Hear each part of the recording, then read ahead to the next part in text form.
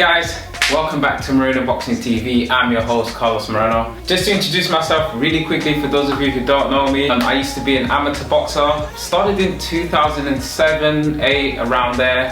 Got to the national semi-finals as a novice. Was also ranked top 10 in England as an elite amateur boxer. I also won the Portuguese National Championship. And today I want to share with you some tips for how you can generate a little bit more power in your punches.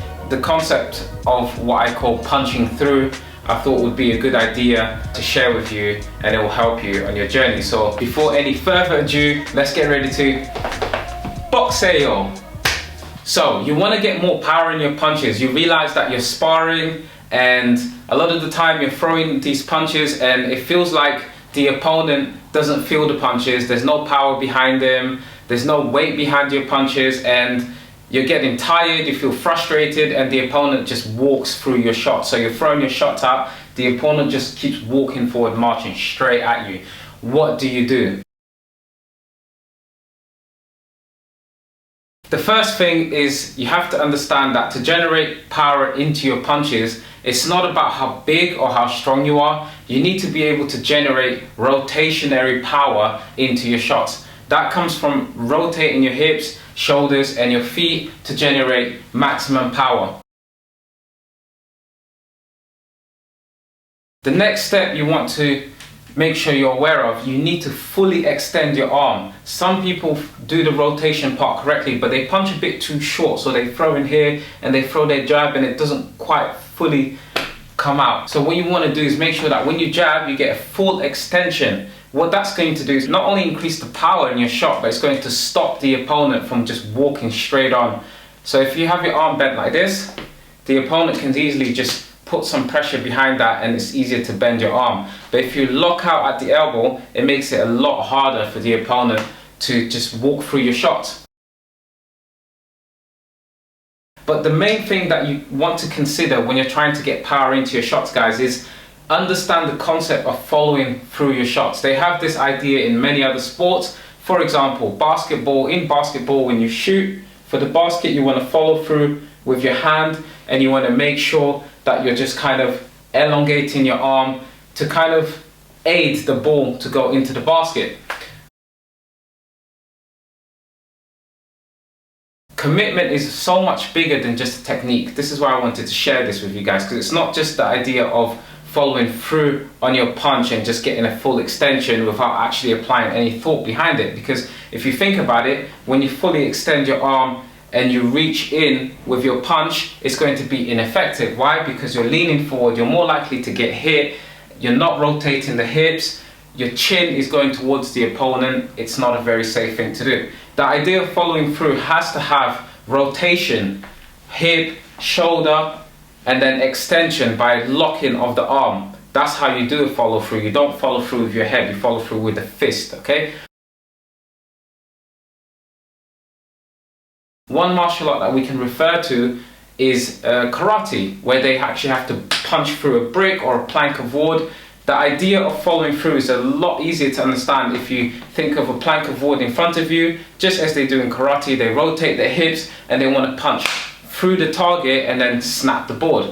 In boxing, we don't utilize that, but maybe we should start doing that. But what you can do is when you're on the punch bag or on the pads, instead of just looking at the distance between your fist and the bag, your fist and the pads, you want to look beyond that. What you actually want to do is you want to punch as if you're going through the pads. You want to punch as if you're going to punch through the bag. I know that idea sounds silly, trying to punch through punch bag. Who do I think I am? Superman.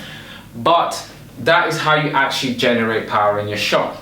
If you punch short, if you only think about the distance, you're more likely to fall short of your punch and you're not going to have the effect that you're looking for. You want to look beyond where the target is and go through the target. It's like they say, if you reach for the moon, you might land among the stars. I love that saying. You have to apply yourself in boxing to make sure that you're following through with your techniques. Now, this idea doesn't just apply to your punching power. It applies to the way you approach the sport as well. So, for example, following through on your training, ensuring that you're turning up to your training sessions and training hard, giving 100% each and every session.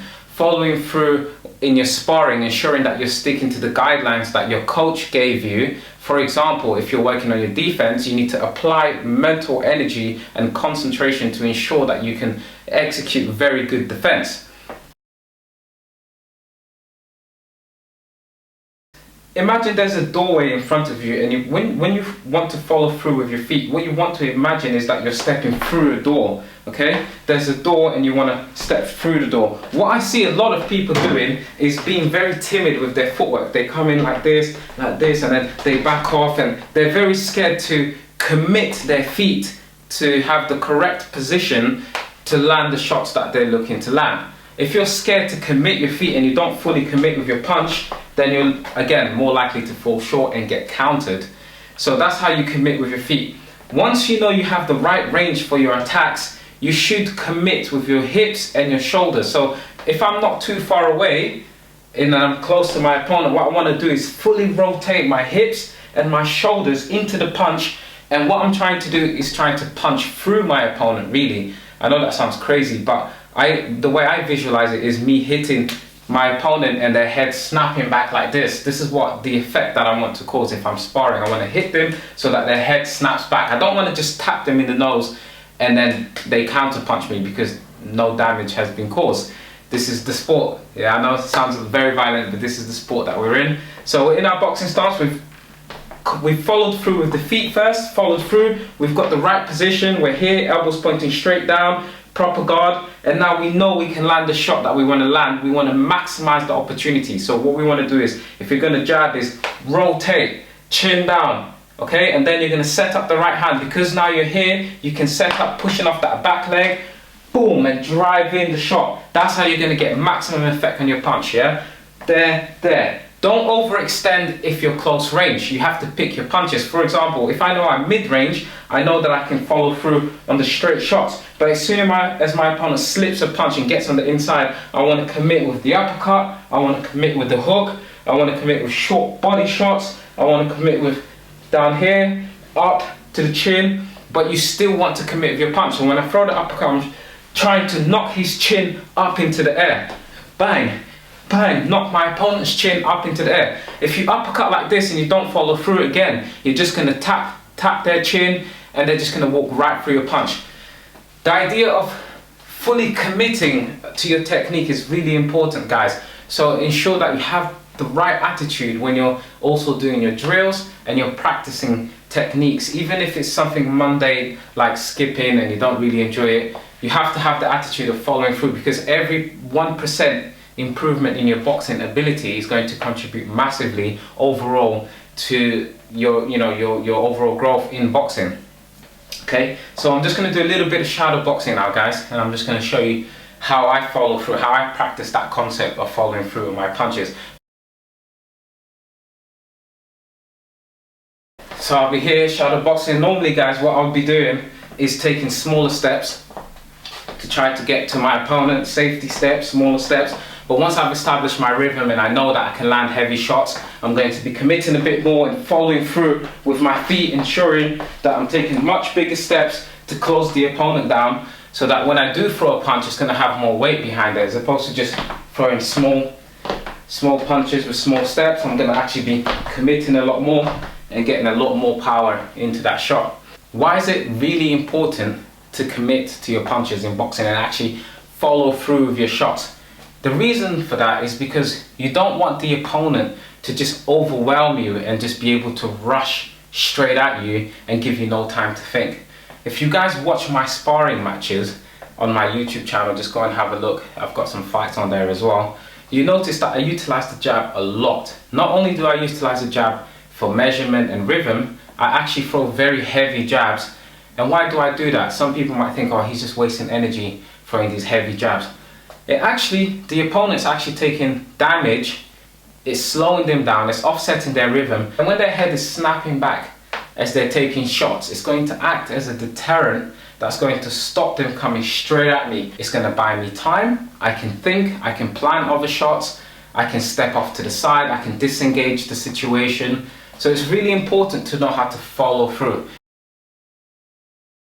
Whatever punch bag you're using, just visualize yourself, see the distance between you and the bag, And don't fall into the trap of punching only to where the bag is. Punch through the bag. Whatever target, whether it's pads, even in sparring, you have to punch through the target. That's what we call following through. It's really important. It's going to give you a lot more confidence as well as you're landing heavier shots. It's going to put the opponents off coming straight at you and overwhelming you. It's going to buy you time, and especially if you're a skilled technical fighter, the idea of having extra time to think and plan and adapt to the situation, I mean, that's like gold dust in the boxing ring.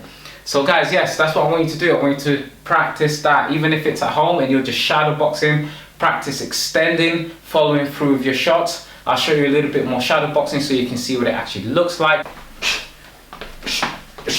Again, turning the hips, shoulders. You can do this with me at home. Let's practice together. Let's go. Jab, jab. Can you see that? Rotation, extension, rotation, extension. Let's try that together. Jab, jab, jab, jab, jab, jab, cross now. Let's go. Rotate, rotate. Again. Let's go. Follow through. Let's go, guys. Follow through. Let's try for 3 now. Let's try for 3 a bit faster. And again. Let's go for 4 now. 4 again. And again. Follow through, extend.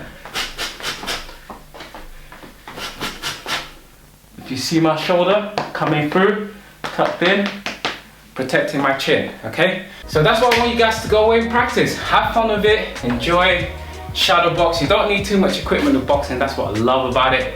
You can literally just be at home here, throwing your shots, extending your arms, and learning a bunch of things.